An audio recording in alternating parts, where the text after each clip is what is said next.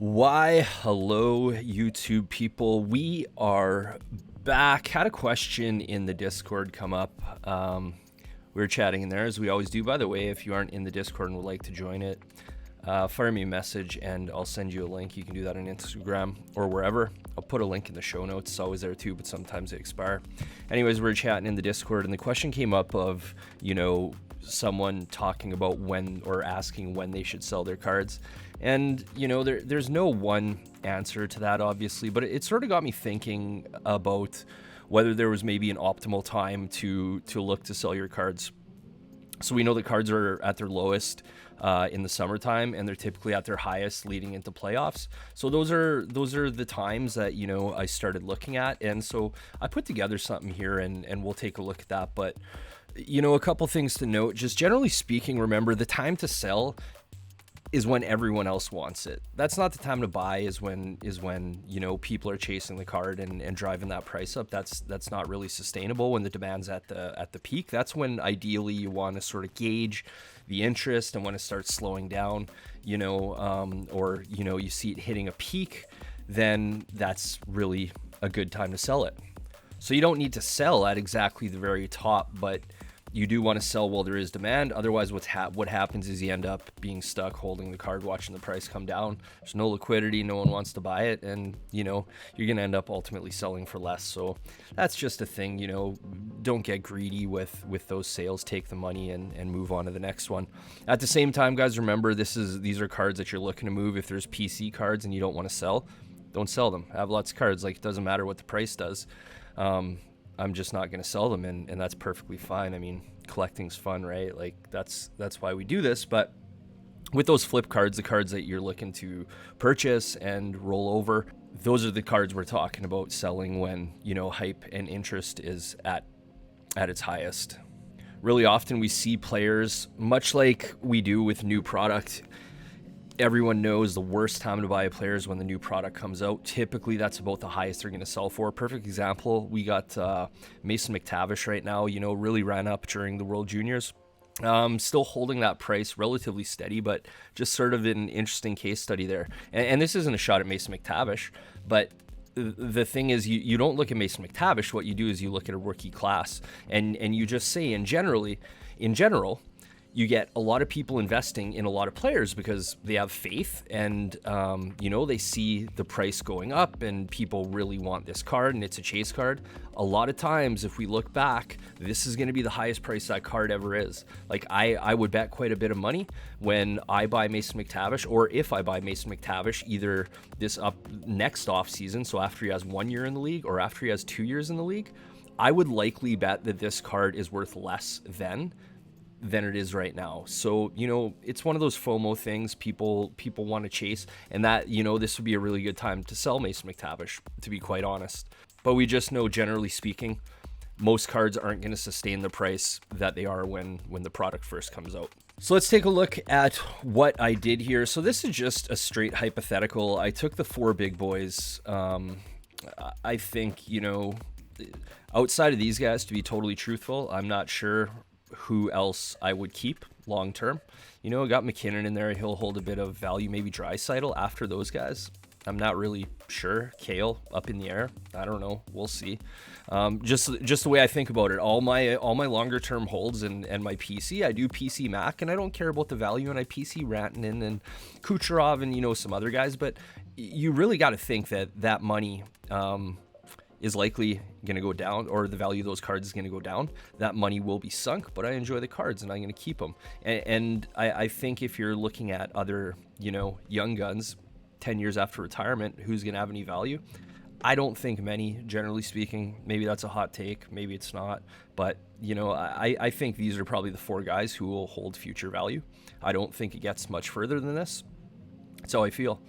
So let's take a look at a hypothetical here. What we're going to do here in this hypothetical is I wanted to see, again, this goes back to when to sell a card. So we know that it's best to buy in the summertime. When in the summertime? Well, I came up with basically not an arbitrary, but I tried to look for the bottom of the summertime. So we're going with a buy point of July 20th and a sell point of March 20th, okay? In all four of these, just to keep it as equal and fair as possible. So let's take a look at what would have happened over the last 2 years and where we're at right now if we would have just picked up this off season right now. So the first thing we're gonna do is we're gonna go ahead and we're gonna buy in July 20th, 2020. Here's the prices of the cards. So we have Austin Matthews, 370, and these are all PSA 10 Young Guns, okay? Made it pretty simple. So $370 for an Austin Matthews PSA 10 Young Gun. You'd probably buy a few of them at $370, right? Same with Ovi, $1,800, Connor McDavid, $1,016, and then Sid, $1,525 for a total of $4,711, okay? That's our first buy point right here, okay? So then what we're gonna do is we're gonna wait. We're gonna wait until March 20th. Doesn't matter what happens, we're just gonna be selling on March 20th, and we'll take a look at how we do. So we're going to sell on March 20th. We're going to sell the Matthews for $1,775. We're going to sell Ovi at $6,000. We're going to sell McDavid $3,749, Sid $4,376, and you can see I put the nominal profit here, and then the percentage are up. So $380 for Matthews, $233, $269, and $186 for Sid, giving us a total of $15,900 and a profit of $11,189. So we would have done 238% that year. Pretty good year. So it's like, okay, pretty good, but let's do it again. Let's see if it works for next year. So we're going to go back. We're at our third point here. We're going to buy these back. We've already sold them, and we're going to buy them back July 20th. And we're going to buy Austin Matthews back at $1,150. So that's down 35% from where we sold it from. We're going to buy Ovi at $4,200, which is down 30% from where we sold it at. Buy McDavid $3,000, down 20% from where we sold it. Sid $3,269, down 25% for a total of $11,619. Remember right here, we sold them all for $15,900, and then we can take that, spin it in. We're going to spend $11,619 to get those back. So we bought them all. Now we're going to sell them. We're going to watch a hockey season, enjoy it, and we're going to go ahead and sell these cards again. So we're going to sell Austin Matthews at $1,774. So that's up about 55%, 54%. Ovi $75.18. That's up about 79%. McDavid $34.33, that's up 14%, and then Sid up 20%. But nominal dollars here, you're still up over $1,000 on Sid and Ovi, so not too bad. We're gonna get a total of $16,650 here for a total profit of $5,031, 44%. So not a bad nominal profit right there. Remember, getting the cards, it's probably easier to sell the cards at these prices than it is to buy them at the prices, but that's just the way that it is. Watch those auctions, you got to be on it, but these are sales that are being made, so that means they're available for you. You just got to be on it. And then we'll get to where we are currently right now. If we were going to do this again, and remember, this is just a hypothetical, guys, but I will follow up with this next year to see how we do after that March 20th sale point. So we're going to buy these right now. We just purchased them, hypothetically speaking. So we got the Matthews at $1,363. So that's down 23% from where we sold it at in where we sold it at in March. So we're going to buy Ovi back for $48.27. That's down 36%. McDavid down 26%. And then Sid, we're going to buy back $2,800, down 29%. And again, I'm pretty excited to follow up March 20th and see where these guys are at and see how this hypothetical would do. It looks to me, for the most part, the thing that I take away from this and the value that I think I add is thinking about prior to playoffs. So of these four guys, and some of it makes sense because, you know, Sid and Pittsburgh haven't been as much of a playoff threat. Ovi to Washington, a little bit sketchier. A lot of hype and, you know, stuff goes into Matthews and McDavid.